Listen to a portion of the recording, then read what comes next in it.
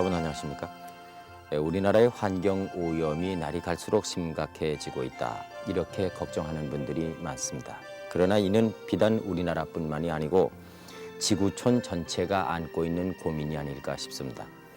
그래서 유엔 환경기구는 이런 문제들을 해결하기 위한 노력으로 유엔 환경 대상을 제정해서 전 세계에 걸쳐 해마다 여러분을 선정 수상하고 있습니다.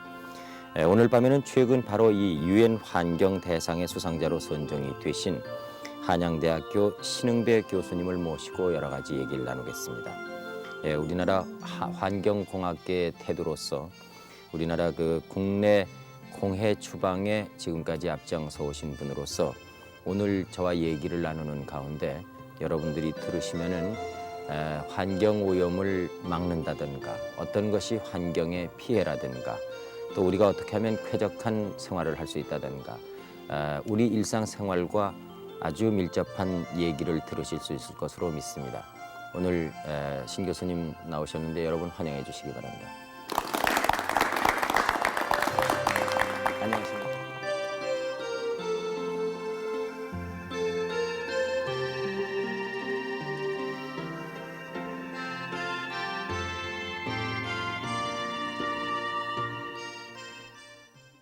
유엔 환경 대상 수상자로 선정되신 것을 진심으로 축하를 드리겠습니다. 고맙습니다. 네. 그 시상식은 언제 있고 또 이 상이 제정된 취지는 어떤 것이었는가? 뭐 저희들이 대체적으로 짐작은 합니다만은 네. 그것보다도 더 구체적인 배경이 있으시면 말씀해 주시죠. 네. 우선 막 국내에 네. 저보다도 물론 선배님들 많이 계시고 네. 한데 제가 어떻게 우연치 않게 이렇게 큰 상을 받게 되어서 네. 사실 저는 상당히 그 몸둘 바를 모르겠습니다. 네. 그 유엔에서 이걸 제정을 한 목적은 네. 이 앞으로 세계적으로 그 500명을 전부 이제 뽑게 됐는데 네. 그 500명을 뽑아서 그분들로 하여금 환경을 보존하는 데 어떤 천병 역할을 하는 이런 소위 조직망을 만들자. 그러면 금년에 500명을 뽑았습니까? 아닙니다. 아니죠. 네. 5년에 걸쳐서 서서히 금년까지 500명을 전부 뽑았습니다. 네. 네. 이번 배경은 72년도에 스톡홀름에서 환경 유엔 회의가 네. 있었고 인간과 환경이라는 주제를 가지고 있었고 20년이 지난 92년도에 지금 브라질에서 큰 이제 회의가 있는 걸 대부분 시청자들이 아마 알고 계실 겁니다. 그래서 거기에 맞춰서 유엔에서 500명을 뽑는데 금년도 이제 마지막 500명 뽑는데 제가 거기에 들어갔는데 그 뽑는 기준이 되게 막 크게 이야기를 하면은 간단히 그냥 어떤 특정한 일을 해결하는 데에 획기적으로 성공을 했고 거기에 기여를 한 사람. 그 특별한 일이라는 것은 물론 환경 오염을 막는 일이겠죠. 맞습니다. 예. 그래서 그런 일들을 한 사람들을 대개 나라에서 추천을 해서 올려서 네. 유엔에서 객관적으로 그 뒷조사를 해가지고 뽑는 걸로 이렇게 알고 있습니다. 네. 전 세계적으로 500명만 뽑습니까? 그렇습니다. 다 500명. 그러면 금년으로 이제 그 대상은 없어지는 거군요. 네, 그렇다고 아하. 보여지죠. 이게 이제 예. 다시 더 필요하면 1000명으로 할런지는 몰라도 네. 그래서 이름 자체가 그 지구 500 이런 말을 붙인 걸로 알고 있습니다. 이 상의 이름 자체가 네. 글로벌 500이라고 그래서 네. 지구 500명이다 이렇게 되어 있습니다. 그렇군요. 그 우리나라 그 인사로서 이 상을 받게 됐다는 것은 참 영광된 일이라고 할 수가 있겠습니다. 그런데 그것도 또 한정이 돼 있기 때문에 500명으로 전 세계적으로요. 근데 이 상을 받으신 분이 우리나라 분으로 또 계십니까? 물론 있습니다. 네, 몇 분이나 되십니까? 저까지 지금 6, 7명 정도 되는 걸로 알고 있습니다. 그렇군요. 네. 그러니까 전년도에 또 그 전에 또 미리 받으신 분들이 먼저요. 87년부터 시작해서 1년도에 제가 받는 거에 대해서 92년도에 지금 발표가 났습니다만 그렇군요. 네. 그래서 5년 동안에 500명을 뽑는 게 대해서 우리나라에서도 박노경 선생 옛날에 경향신문사에 계시던 분입니다만 그다음에 서울대학교 노영희 교수, 네. 노재식 박사, 권숙표 박사 등등 해서 저까지 한 6, 7명 되는 예, 예. 그 시상은 언제 어디서 한대요? 그러니까 92년도 6월 초에 6월 바로 5일 날이 세계 환경의 날입니다. 금년이군요, 그러니까. 네, 그렇습니다. 금년도의 6월 초에 브라질에서 지금 그 환경의 그 정상회담이 열리지 않습니까? 네. 그래서 거기에서 지금 가서 제가 그 수상을 하도록 이렇게 되어 있습니다. 그렇군요. 네. 근데 그 신 교수께서는 처음에는 토목공학을 전공하신 분이라고 들었습니다. 그런데 어떻게 해서 이 환경공학을 또 하시게 되셨는지?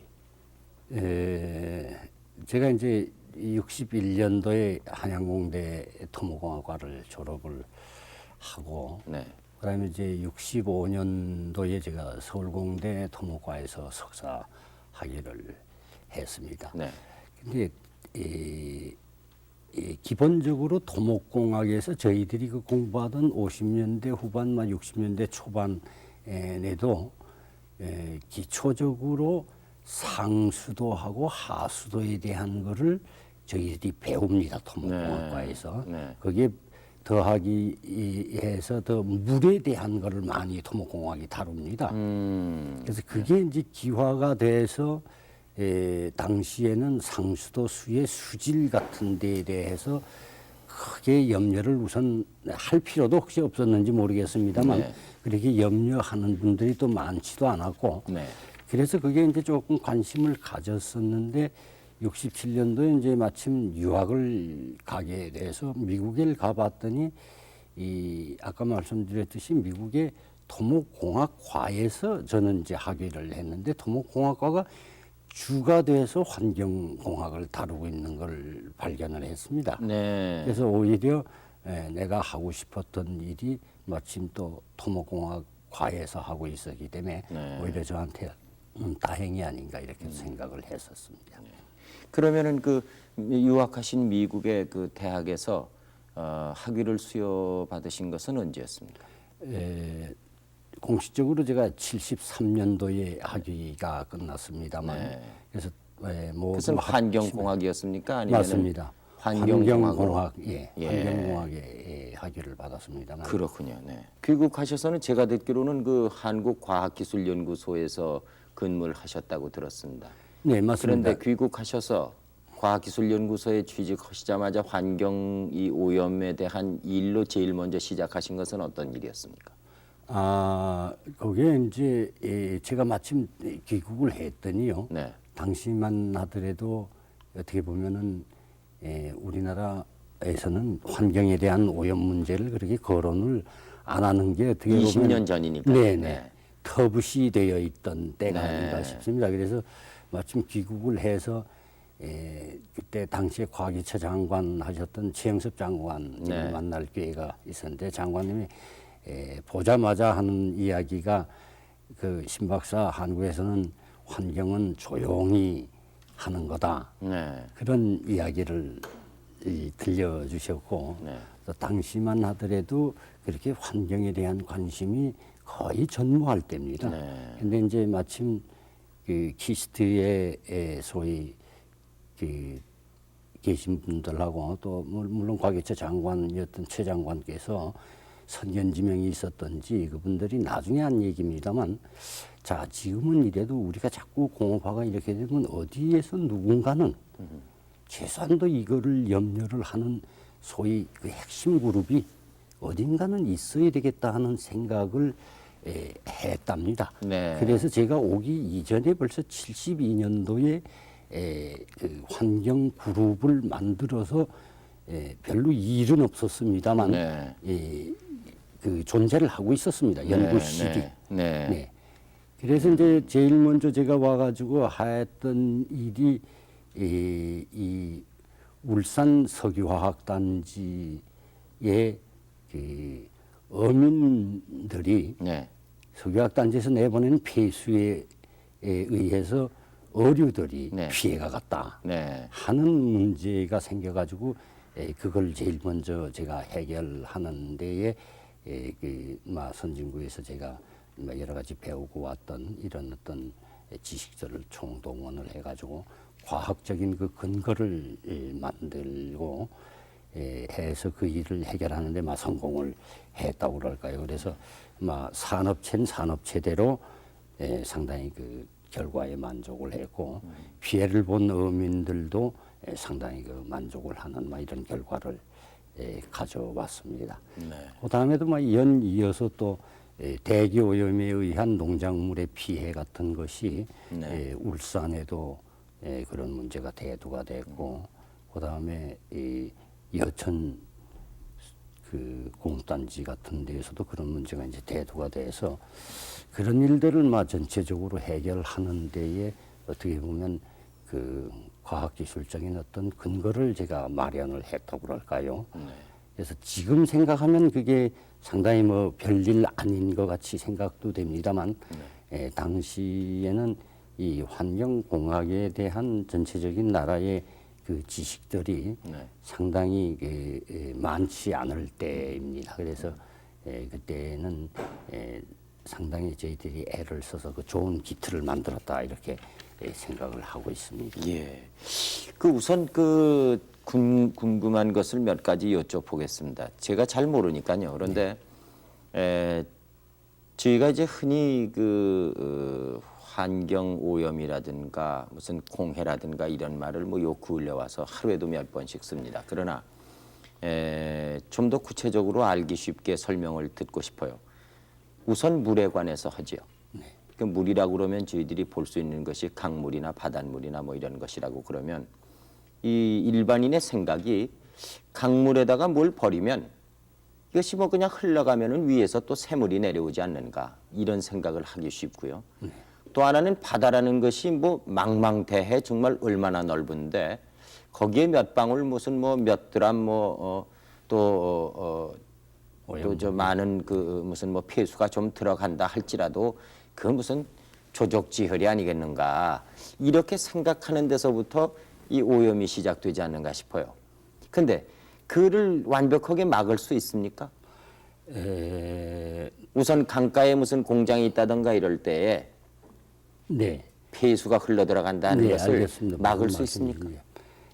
우선 막을 수 있다 없다 전에요. 네. 오염이라는 것이 과연 지금 말씀하신 것 같이 그 많은 물에 조금 들어가서 이렇게 희석이 돼서 네. 농도가 아주 낮으면은 네.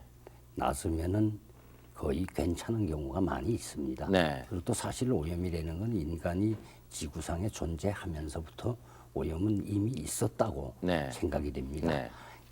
근데 이제 다행히도 자연이 가지고 있는 자정 능력이 있습니다. 그래서 자정 능력 이하로 버렸을 적에는 문제가 없지만 그래서 여태까지 우리가 못 느껴왔던 것도 사실입니다.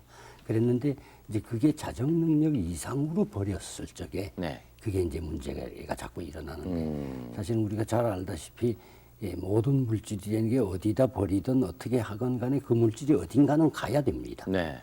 그러다 보니까는 이제 버린 물질은 혹시 자기가 버린 물질이 말씀대로 흘러내려가서 위에서 다른 물이 내려오고 이거는 밑으로 내려가면 나는 괜찮을지 몰라도 하류부에 있는 분들은 내가 버린 오염물 때문에 피해를 보게 되고 그렇게 되겠죠. 내가 살고 있는 상류부에 또 다른 분이 안 버린다는 보장이 없으니까 그분들이 버리는 거는 내가 피해를 보고 그러니까 결국은 이 오염은 결국은 인간의 삶을 영위하는데 어쩔 수 없이 나올 수밖에 없는 이 부산물이다 생각을 하면은 결국 인간이 자신이 오염을 만드는 사람이고 또 어떻게 보면 자기가 만들었건 남이 만들었건 간에 그 오염물에 의해서 피해를 받는 사람이 아닌가 이렇게 생각이 되고요. 그다음에 지금 현 내에 기술로 네. 아까 말씀하신 것 같이 강변에 있는 어떤 산업체 같은데 완벽하게 오염을 줄일 수가 있느냐 네. 말씀을 하셨는데 현재 기술로 어렵지 않습니다. 아, 예, 예. 가능합니다. 네. 그런데 문제는 여기에 있습니다. 자, 그러면 돈은 얼마든지 줄 테니 오염을 다 줄여서 0으로 만들어라 하면 가능합니다. 네. 그게 어렵지 않습니다. 네. 그리고 그 다음에 극단으로 가가지고 오염은 무슨 오염이냐 염려하지 말고 생산만 대립다 해라. 네. 수출해야 산다. 네. 이렇게 하면 그것도 가능합니다. 네. 근데 과연 우리가 그런 극단으로 살 수가 없기 때문에 네. 예를 들어 오염을 제로를 만드는 거는 돈이 너무 듭니다. 또 그리고 그걸 필요도 없고. 네. 그래서 적당한 어떤 중간선에서의 양보가 허용치라는 서로- 걸 만들겠죠. 맞습니다. 네. 양보가 서로 있어야 됩니다. 예. 그래서 그 양보치라는 게 어떻게 보면은 어떤 특정한 사회가 그때 처해 있는 여건에 따라서도 달라질 수 있고 네. 경제력에 따라서도 달라질 수가 있고 민도에 따라서도 달라질 수가 있고 기술의 정도에 따라서도 달라질 수 있고 그래서 그걸 정하는 것이 어떻게 보면 국책으로 정해야 되는 게 아니냐. 네. 다시 말씀드려서 지금 바다에로 나가는 것, 강으로 나가는 것, 뭐 이런 그 오염을 완전히 제로로, 네. 0으로 만들 수는 있지만은 네. 그러나 그것만이 능사는 아니다. 그렇습니다. 그러니까 어느 적정선을 정해서 그걸 지킬 필요가 있다. 이런 그렇습니다. 말씀 아니시겠습니까? 네, 네, 네. 근데 그것은 때에 따라서 변할 수 있다. 네, 네. 그 같은 공장이 여러 개 되면 또 그 양이 줄어야 되겠죠. 맞습니다. 그런데 그러면은 우리나라에서 구체적인 예를 들어서 무슨 발전소라든가 아니면은 그 주위의 공장이라든가 이런 것 때문에 문제가 난 것이 인간에 받는 피해 말고 물론 궁극적으로 인간이 받겠습니다마는 그 자연 환경이 잘못된 것이 있었다면서요? 예를 들면 무슨 영동에 무슨 발전소가 있었는데 그 때문에 주위에 무슨 소나무라든가 네. 이런 것이 전부 피해를 보았다. 네. 그런 것은 폐수 때문이었습니까? 아니면은 그 발전소에서 나오는 무슨 연기 때문이었습니까? 연기였었습니다. 아하, 화력 발전이었나 보죠. 네네, 화력 발전소, 영동 발전소라고 네. 강릉에 가는 데 있는데 요새는 뭐 제가 알기로는 굉장히 깨끗하게 전부 이렇게 되어 있는데 당시 한 20년 전 얘기니까 당시만 하더라도 이게 주위에 있는 소나무가 피해가 났다고 그래가지고 아마 그 소위 농민들이 주민들이 상당히 아마 그 피해를 요구를 하고 나오고 이렇게 되는데 한전이 제가 보기에는 한전 또 그래도 공공기관이고 그러니까 피해가 난 게 사실이고 얼마가 났다는 걸 정확히 알면 물어줘야 된다 하는 건 그때 한전에 계신 분들의 아주 철두철미한 생각이었었습니다. 그런데 얼마나 났는지 정말 우리가 냈는지를 아는 재간이 없다 네. 하고 이제 저하고 그 얘기하는 단계에서 그렇게 이야기를 해서 제가 그러면 그걸 제가 규명을 해 드리겠습니다. 그리고 제가 한 가지를 더 붙였습니다. 만약에 한전이 잘못했다고 객관적으로 제가 조사를 해서 나왔을 적에 나를 욕하지 마십시오. 그랬더니 이제 이분들이 그럴 리 없다고. 네. 그래서 저희가 이제 그 연구에 착수를 했습니다. 근데 아주 재밌는 것이 그 나무가 왜 나이테가 있지 않습니까? 있죠. 그래서 뭐 여러 가지 다른 것도 조사를 했습니다만 그 중에 이제 특별히 그 나이테에 대한 걸 말씀을 드리면 그 나이테를 이렇게 쭉 뽑아내는 그 장치가 있습니다. 네. 그래서 그걸 쭉 뽑아내 봤더니 그게 당시에 제가 한 7년, 8년 그때를 제가 기억을 하는데요. 73년도인가 2년도인가부터 그 영동 발전소가 가동이 됐답니다. 네. 그래서 나이테를 이렇게 평가를 해보니까 발전소 바로 가동을 시작한 해부터 나이테의 모양새가 완전히 달라요. 아하. 그러니까 소위 성장의 저해를 받아가지고 나이테가 훨씬 더 촘촘하게 이렇게 되어 있습니다. 그러니까 어떻게 보면 나무는 단단해졌을지 굉장히 모르죠. 단단해졌을지 모르겠습니다만 하여튼 성장이라는 의미에서는 저해를 받은 게 틀림없다. 그래서 거의 다른 거 뭐 여러 가지 제가 그 모의도 하고 해서 그 과연 발전소에서 날아가는 연기가 어디로 날아가서 연간 어디를 제일 많이 때리고 하는 걸 전부 조사를 해봤더니 바로 피해 났다는 데에 딱딱 맞아 들어갔고 거기에 또 가서 나이테 조사를 딱딱 해보면 거의 그런 게 나타나고 그래서 그거를 제시를 했더니 한전 사람들이 그렇게 좋아할 수가 없습니다. 아, 이게 틀림없이 우리가 그랬구나. 예. 그러니 우리가 이건 물어준다. 아하. 그래서 그때에 아주 저도 일을 하고 네. 상당히 그 기분이 좋았습니다. 많은 경우에 그럴 때 뭐 그게 어디 그러냐 아니냐 하고 나오면 저도 상당히 골치가 아픈데. 그래서 그런 이번에는 일화가 있습니다. 예, 이번에는 대기라든가 비라든가 이런 데에 대해서 또 여쭤보겠습니다. 네. 우선 크게 두 가지로 제가 여쭤보겠는데요. 우선 이제 물에 관해서 강과 이제 바다에 대해서 이제 여쭤봤고, 이번에는 그 공기 중에 대기 오염이라든가 또 비라든가 이런 거에 대해서 여쭤보겠는데, 우리나라의 그 산성비라는 것이 문제가 된 적이 있지 않습니까? 네네. 그 문제 제기를 신 교수께서 하셨다는 말씀을 들었습니다. 네. 사실은 저 먼저도 예. 많은 이 학계에 계신 분들이 국지적으로 네. 또 그리고 간헐적으로 이렇게 그 산성비의 산도라고 네. 합니다만 그걸 재가지고 여러 번 그 발표들이 있었습니다. 네. 그래서 아 이게 이럴 가능성은 있구나 네. 생각은 했었습니다만 과연 이거를 정확하게 과학적인 근거를 가지고 누가 뭐라고 그러더라도 이거는 정확히 산성 비가 내린다 하는 거를 방증을 잡아야 되겠다. 네. 그리고 있다 그러면 도대체 얼마나 있는 거냐. 그럼 그다음에 온다 그러면 어디로부터 오는 거냐. 네. 하는 이런 거에 대한 종합적으로 저희들이 그 연구의 목적을 세워가지고 불과 그때 돈 한 500만 원 정도를 겨우 이제 자체 연구비를 가지고 이제 시작을 했습니다. 그래서 서울 시내입니다만 서울 시내 10군데에다가 비만 오면 포집되는 기계를 저희들이 만들어 놨습니다. 네. 그래서 저절로 이게 자동적으로 빗물만 떨어지면 닫혀 있던 게 열립니다. 네. 그래서 어허. 예, 그래서 반자동으로 해놔서 열리긴 하는데 닫히진 않습니다. 비가 네. 끊쳤다고 네. 그래서 그래서 또 우리가 항상 밤에 뭐 새벽 2시고 3시고 비만 오면 쫓아 나가야 됩니다. 네. 그래서 비 그칠 때를 기다려서 닫고 이래. 근데 그때 저희들이 그 소위 정확하게 했던 것이 물론 선진국이라든가 보통 빗물이 가지고 있을 수 있는 모든 화학 네. 물품을 전부 제기도 했습니다만 빗방울 하나도 놓치지 않고 85년도 8월부터 11월까지 한 5, 6개월 동안을 전부 잰 데에 아주 큰 의의가 있었습니다. 네.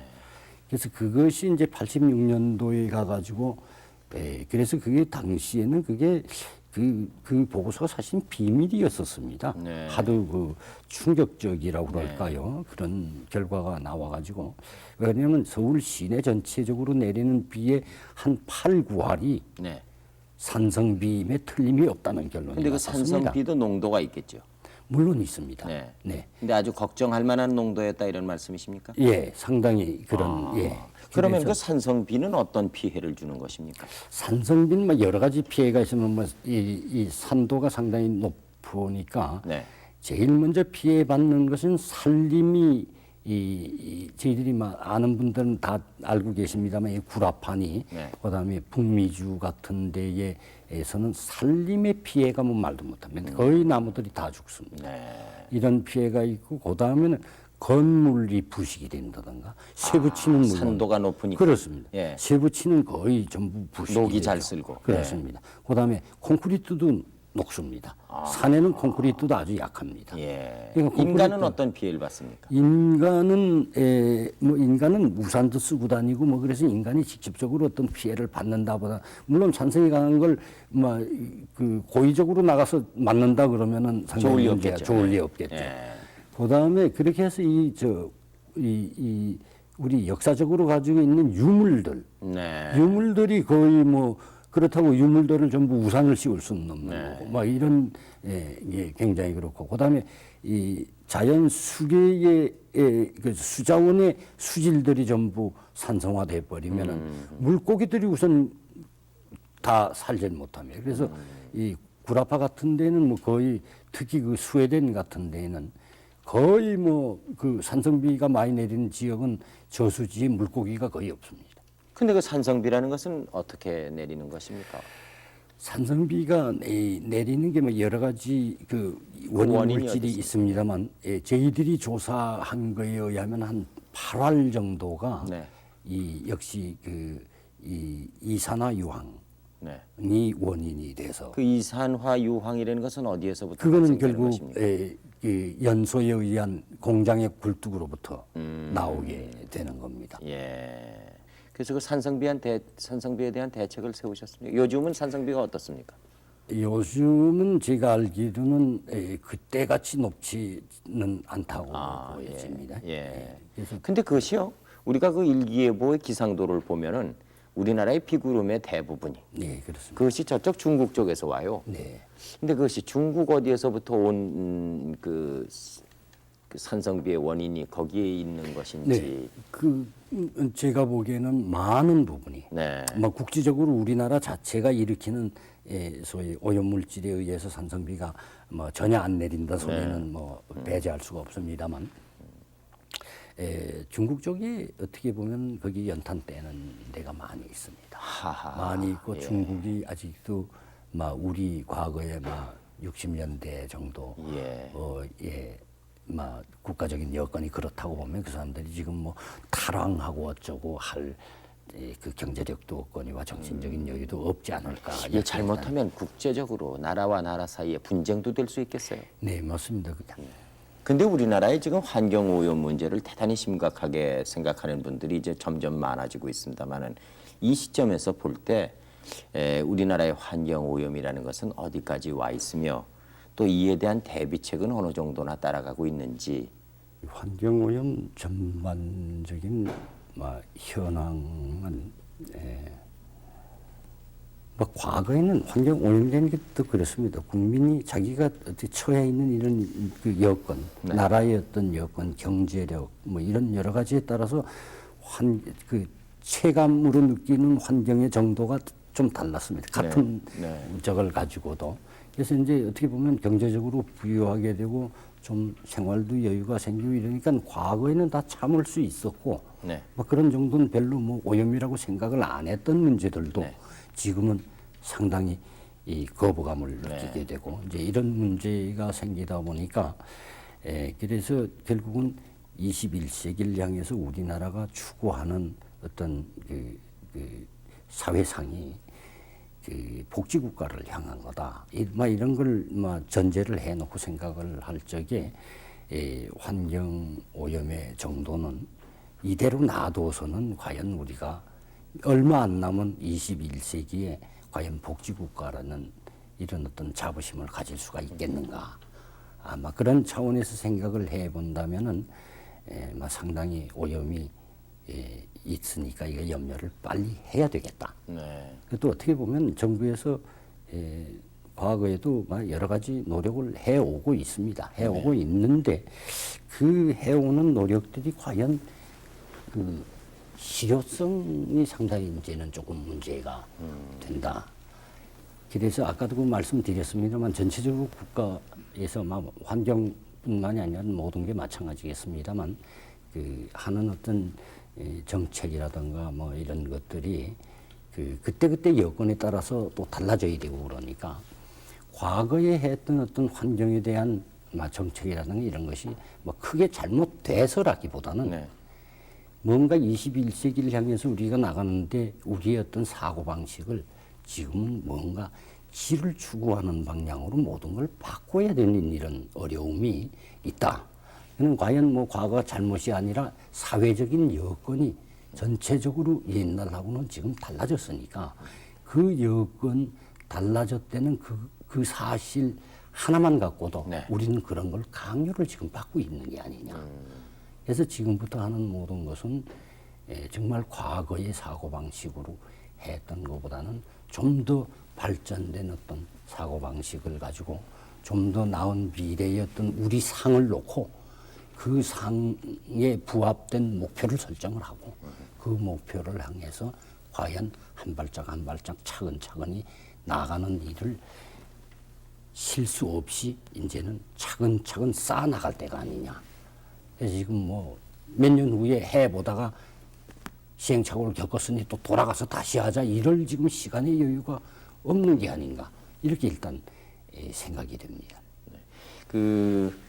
뭐 크게 얘기해서는 지금 그 말씀하신 대로 그 참 먼 장래를 보는 국가적인 차원에서의 그 대비책이 있어야겠습니다만은 일단 환경의 주범은 사람이기 때문에 우리 일상 생활하는데 이 환경의 오염을 인식하고 스스로 조심하고 환경을 개선하고 좋게 하기 위해서 노력하는 이 전체 국민이 다 그래야 될 것 같습니다. 네, 그런데 네. 어떻게 해야 됩니까? 저희들은 어떻게 해야 될까요? 뭐, 상당히 좀 이제 그 광범위해서 막 그것만 갖고도 상당한 시간 우리가 토론을 할 수가 네. 있겠습니다만 우선 지켜야 할 간단히, 것이라도 몇 가지 좀 말씀해 네, 주십시오. 간단히 말씀을 드리면 역시 그 개개인이 우리가 지금 그러니까 현 시점에서 우리가 어떤 결정을 내려서 행동으로 옮기고 나라 정책이 됐든 어떤 개인의 집안일이 됐거나 네. 그런 것들이 과연 미래에 우리 삶에 어떤 영향을 주겠느냐 하는 면에서 상당히 생각을 해야 되고 그 생각은 아까도 말씀드렸듯이 재래식의 사고방식이 아니고 네. 이제는 완전히 획기적인 어떤 가치관을 재정립한다는 의미에서의 사고방식을 가다듬어서 그 사고방식을 기초로 해서 이걸 정확히 해야 된다. 그렇다면 제가 보기에는 상당히 지금 어린 학생들의 교육부터가 문제가 된다고 봅니다. 이 환경하고 관련된. 물론 뭐 교육을 담당하는 분들이 뭐 의련히 애를 쓰고 계시겠습니다만 제가 보기에는 제가 이 환경하고 관련돼서 한 국민학교 정도에서 한 2가지 정도를 좀 강조를 해 주셨으면. 국민학교 학생들에게. 네. 6년 동안 요것만 몸에 좀 배게 해 주면 어떨까 이런 생각이 있는데 제일 먼저가 자기가 만드는 휴지 아무데나 버리지 말도록. 그는 그 나이에 지킬 수 있는 요구가 아니냐. 이렇게 생각되고 어떻게 보면 민주시민으로서 갖춰야 될 질서의식의 가장 기본이 된다. 이렇게 생각이 됩니다. 그래서 그걸 강조를 하고 그 다음에는 옆에 사람한테 피해를 주지 마라. 옆에 사람 귀찮아하는 일 하지 마라. 그는 왜 그게 환경하고 관련이 있냐면 어떻게 남을 피해를 안 내는 환경 오염 행위가 있을 수가 없습니다. 그럼 환경 오염 행위를 저렇게 식은 밥 먹듯 해도 발을 뻗고 잘 수 있는 분들이 어떻게 무슨 교육을 어떻게 받았길래 그러냐 막 이런 차원에서 생각을 하면 지금부터 자라나는 우리 새싹들은 그런 면에서 이걸 제대로 좀 교육을. 근데 6년 동안에 그 2가지만 강조를 하면 제가 보기에는 정말 민주시민으로서 그 나이에 그 학생이 만약 국민학교를 졸업을 하고 더 중학교 진학을 안 하더라도 민주시민으로서의 갖춰야 될 자격 여건을 갖추는 게 아니냐. 그 다음에 그렇게 2가지가 몸에 밴 국민학교 졸업생을 중고등학교에 와서는 한 가지만 강조를 하면 되리라고 봅니다. 2가지가 아니라 오히려 한 가지. 한 가지입니다. 그 2가지가 몸에 밴 분들을 생각하고 이거 추가적으로 한 가지만 더 하는데 그게 뭐냐면 어떻게 하면 내가 사회에 짐이 안 되고 사회에 기여하는 사람이 되겠느냐 하는 걸 좀 때때로 생각하는 인간상을 길러가는 데에 좀 도움이 되게 해주면은 제가 보기에는 국민학교 중고등학교 12년 동안에 그 3가지만 몸에 배면 그러면 더 이상 민주시민으로서 갖춰야 될 자격 여건은 아마 거의 다 갖추지 않았나 이래 보여서 그분들을 데려다가 대학에 와서 이제는 전문 교육을 4년을 시켜서 사회에 내보내면 사회가 잘못되지 않을 게 아니냐. 그리고 그 사람이 잘못되라고 그래도 아마 제가 보기엔 잘못 안 되지 않을까 이런 그것은 뭐 생각. 환경 문제뿐만이 아니고 인간 본연의 자세를 지금 말씀하셨기 때문에 그렇게만 된다면은 뭐 환경 문제는 자연히 해결이 되지 않을까 싶어요. 그게 우선 당장에 저희들은 어떻게 했으면 좋겠습니까? 물론 쓰레기를 아무데다 버리지 않는다. 지금 말씀하신 대로 남이 싫어하는 것 이런 거 하지 말자. 또 내가 환경을 파괴하면 남이 손해 보는 게 아니라 언젠가는 자기가 손해 보게 된다 하는 얘기는 늘 듣습니다. 그런데 이 집에서 생활할 때도 그렇죠. 요즘 보니까 이 아파트 같은 곳에서 저 건전지 있죠? 네. 건전지를 버리는 데를 따로 만들어 놓은 데가 있어서 네. 왜 그랬냐 그러니까 이 건전지가 수은이 있기 네, 때문에 이제 아무데나 버리면은 이제 환경이 오염되고 네. 이제 이제 토양이 오염된다. 그래서 그걸 따로 모아다 어디다 버린다. 이제 뭐 이런 것은 참 좋은 일이라고 생각이 됩니다. 근데 일상 주부들이 자신도 모르는 사이에 생활에 나가면서 살림하면서 이 환경을 오염시키는 경우는 없습니까? 뭐 많이 있을 수가 있죠. 그리고 요새 뭐 제가 보기에는 그 주부 클럽 네. 같은 데서 많이 그 애를 쓰고 계시고 쓰레기가 많다는 것이 환경 오염과 관계 없습니까? 왜 없습니까? 있습니다. 있겠죠. 네, 근데 우리나라는 쓰레기가 그렇게 많다고 그러는데 그걸 어떻게 하면 되겠습니까? 쓰레기가 그 양적으로 뭐 선진국에 비해서 우리가 한 2배 정도 많이 낸다고 그러죠. 네. 그 1인 1일당 내는 거 이야기를 하는데 그거는 뭐 또 다른 차원이 있습니다. 우리가 연탄을 연탄 같은 뗀다든가 것도 뭐 있고, 이래서 그런데 그거 말고 그다음에 뭐 그 연탄을 떼더라도 연탄재를 어떤 분들은 바깥에다 막 쌓아놔줘서 이게 애들이 장난하고 깨지고 그런 거라도 하나 제대로 막을 수가 있으면 가정 단위에서 할 수 있는 환경 보존의 획기적인 공헌이라고 저는 생각합니다. 연탄재 하나만 제대로 깨끗하게 강수를 치워도 하더라도. 예. 근데 그것도 못하는 분들이 가끔 있어서 좀 안타깝긴 합니다만 요새는 이제 많은 사람들이 이제 인식도가 높아졌습니다. 근데 어떻게 보면은 그 큰 의미에서 보면은 오염에 대해서 개인이 할 수 있는 일이 아까 그런 여러 가지 뭐 할 수 있는 일이 많이 있긴 합니다만 이게 일단 버려지고 난 다음엔 개인이 할 수 있는 일이 상당히 제한됩니다. 그렇겠죠. 예를 들어서 수채군용으로 하수를 버려가지고 이 하수도를 따라서 나가고 난 다음엔 그 다음엔 개인이 어떻게 하는 방법이 없습니다. 그 다음엔 그거는 정부의 책임입니다. 네. 그 다음에 굴뚝을 떠난 오염물은 그 다음에 어떻게 하는 재간이 없습니다.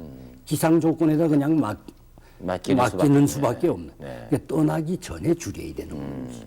그 다음에 하수도도 그래서 부엌에서 예를 들어서 기름도 신문지 같은 데다 해서 신문지를 버려라. 라든가 그 다음에 거기에 뭐 그 찌꺼기 같은 게 들어가지 않게 이 스크린 같은 걸로 걸러가지고 그거는 오히려 이쪽에 쓰레기통에다 이렇게 버려라든가 그런 작은 노력들이 제가 보기에는 주부로서 할 수 있는 가장 큰 공헌이 아닌가. 근데 지금까지 뭐 시간이 얼마 남지 않았습니다만은 환경 분야를 깊이 연구하시고 오염 방지를 위한 일을 꾸준히 해 오시면서 특히 이 환경 오염의 방지 운동이라는 것은 그 학문이라는 것은 와서 실제 해 보니까 이런 것이 어렵구나 하는 것은 어떤 것이었습니까?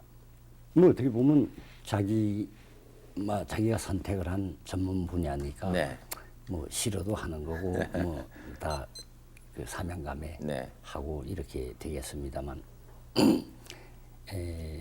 이제도 만날 그 기쁜 일만 있는 거는 또 아닙니다. 제일 이제 어려웠던 것이 이 애써서 연구를 하고 그리고 어떤 이런 그 자기가 개발을 한 어떤 이런 연구 같은 거의 결과가 사장될 적에 상당히 그 어려움을 많이 느낍니다. 이상하게 우리나라가 조금 그런 거는 앞으로 조금 개방을 해야 되겠고 그다음에 환경 문제가 어떻게 보면은 남의 그 치부를 들춘다고 그럴까요? 남의 그 좋지 않은 부분을 들춰내는 것과 같은 이런 어떤 어려움이 가끔은 있습니다.